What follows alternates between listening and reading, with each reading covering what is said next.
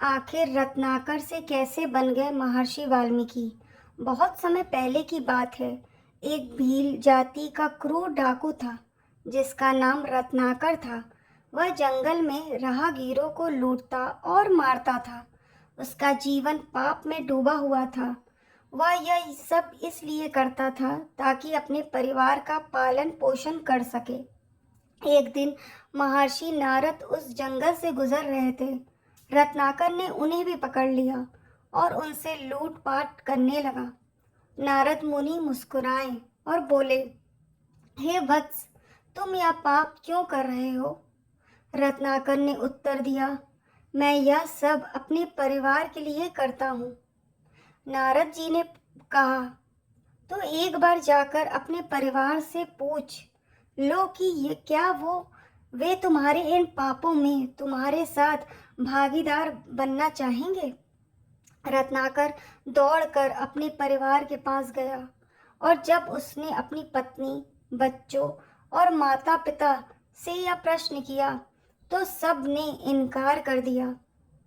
सब ने कहा, पाप तो तुम कर रहे हो, हम नहीं, हमें इससे कोई लेना देना नहीं।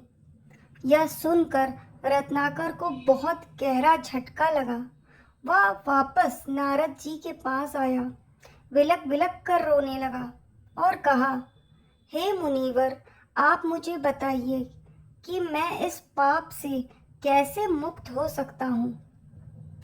नारद जी ने कहा, भगवान श्री राम का नाम जाप करो, राम राम का जाप करो। लेकिन रत्नाकर उस समय इतना पतित और अशुद्ध था कि राम राम तक नहीं बोल पा रहा था। उसकी जुबान पर राम नहीं चढ़ रहा था। तब नारद जी ने कहा, कोई बात नहीं, तुम उल्टा बोलो, मरा मरा। जब तुम बार बार बोलोगे तो वही राम राम बन जाएगा।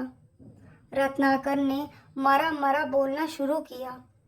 मरा मरा धीरे धीरे उसकी जिह्वा से राम राम निकलने लगा। वह एक ही जगह बैठकर सैकड़ों वर्षों तक तपस्या करता रहा। चींटियों ने उसके ऊपर बाम्बी बना दी, लेकिन वह ध्यान में लीन रहा। अंततः ब्रह्मा जी प्रकट हुए और उसे नया नाम दिया, वाल्मीकि। अब वह रत्नाकर नहीं रहा, वह बन गया आदि कवि महर्षि वाल्मीकि, जिन्होंने रामायण जैसे दिव्य ग्रंथ की रचना की। सीख, राम नाम का जाप चाहे जैसा भी हो, वह अंततः मुक्ति का मार्ग है। कोई भी कितना भी बड़ा पापी क्यों ना हो, यदि वह सच्चे मन से प्रायश्चित करे और प्रभु का नाम ले तो वह संत बन सकता है।